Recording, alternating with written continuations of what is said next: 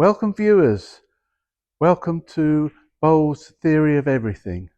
Welcome especially my Australian viewers who have been growing in numbers in recent days. I have an affinity with Australia because of my love of cricket and bowls. I saw Bill Lawry, that's Australia's answer to Jeff Boycott, at Hove, that's next to Brighton in Sussex in 1968. I don't think he got out, he never did get out, did he? And Jeff Thompson at Headingley in 1977. Here is an old photo I took. It doesn't really show him very well, but on there, in the cricketers in the middle, is Jeff Thompson, and you can just see Tomo's high arm in mid-delivery. I'll put that back now. It was one of, I wasn't the photographer, as you can imagine, but back to bowls. Today I'm discussing the contrasts between indoor bowling and outdoor bowling of both Australia and the UK. Let's start with indoor bowling. Played on flat, smooth carpet under a roof, like my own club here. Warm, lovely lights. When bowling indoors, you have no weather problems. You'll notice that the uniform speed and the bowls make a smooth arc to the jack. The lack of wind and rain makes it a controlled environment. It's perfect for players who love technique and precision. Indoor bowling clubs often have a cosy, community-focused atmosphere where players can escape the chill of winter or inclement weather. Indoor bowling is more popular in the UK than Australia due to the weather factors. Outdoor bowling is different. Outdoor bowling in the UK is played on immaculately maintained grass greens. This version of the game is more weather dependent. Wind, damp conditions, even the slope of the green can significantly affect gameplay, requiring players to adapt quickly. I'll give you an example.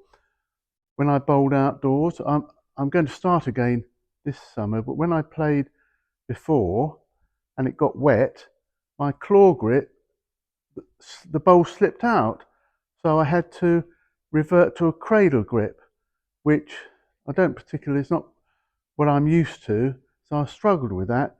You need a really good leather to dry off the bowl, and so it don't have that problem. You'll find players in cosy sweaters, much thicker than one I've got on here, enjoying a match despite the drizzle. It's all part of the charm. In the UK, bowling clubs are often quiet, community-centred spaces, steeped in history and tradition. There are many small clubs of about 30 to 50 members. These clubs are social hubs in the summer, with friendly competitions often accompanied by tea, sandwiches, and a bit of sunshine if you're lucky. Unfortunately, the season lasts little more than 4 months. For Australian bowlers, outdoor bowling is iconic, with the stunning greens often situated in sunny coastal locations. Outdoor bowling is as much about the atmosphere as it is about the game. In Australia, bowling clubs, often called bowlos, are lively hubs where sport meets socializing. Picture sunny afternoons, barbies, and barefoot bowling. In Australia, outdoor bowling reigns supreme thanks to the sunshine, although there has been an increase in the number of indoor clubs. Both countries share a love for this sport, with players adapting their techniques to suit their environments. In the UK, you have to adjust to damp, slower greens outdoors, while in Australia, bowlers must often contend with faster, sun-dried greens. So what's the real difference?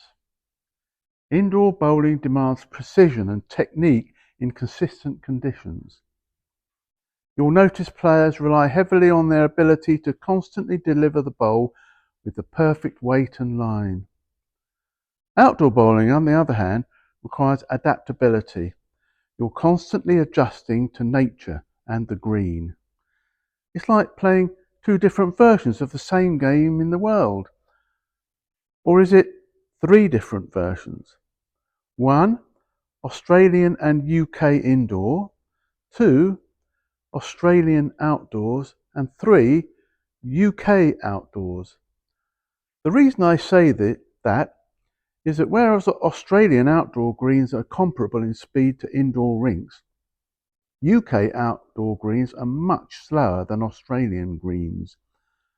Measured on a length of 27 metres, the speed is an average of 10 to 13 seconds in the UK, compared to 14 to 17 seconds in Australia.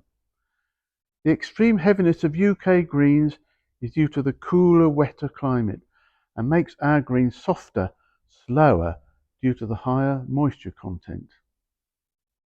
What are the implications of this? Outdoors requires more power. Long jacks in early season are really like 10-pin bowling. You will need wider swinging bowls.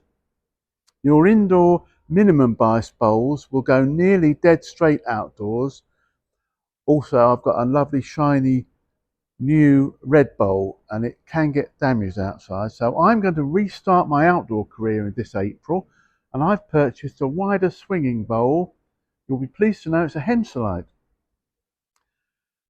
You'll often need a drying cloth. And another implication of our slow greens are bowls will cluster together. The reason is the line is so straight that people will be bowling up the middle of the rink. And I'll show you here on the rink.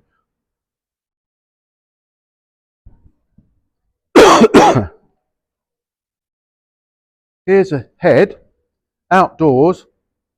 People have bowled up the middle, and it may look out in here. I could draw around here to there. Can't do that outdoors. So you have to resort to a firing shot coming straight through. So you need more power game. You'll be a lot more stronger shots, far less controlled drawing, a lot more takeouts, pushing bowls through. So get fit for the summer. To sum up, it's all about environment. Think of it like this. Indoor bowling is about mastering a controlled environment, while outdoor bowling is about mastering the environment itself. What's your favourite, indoor or outdoor bowling? Do you prefer the controlled precision of indoor bowling, nothing changes, all controlled, or do you prefer the imprecision, the dynamic changes of outdoor greens, where you have to think every line and change your game as you go through the head? Let me know in the comments below. Thanks for watching, and I'll see you on the green or the carpet. Please subscribe for more engaging content and for the development of this channel. Thank you very much. Bye bye.